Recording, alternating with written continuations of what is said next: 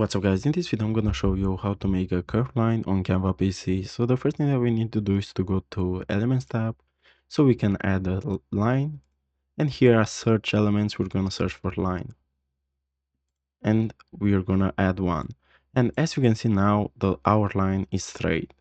To make it curved, all we have to do is to click on line type and then curved, and as you can see now we can curve the line. Also, you can elbow it, and now the line will look like this. Another cool thing that you can do with curved function, you can make line like this and make them curved. They look pretty cool. So guys, this was the tutorial. Thanks for watching and don't forget to like and subscribe to the channel.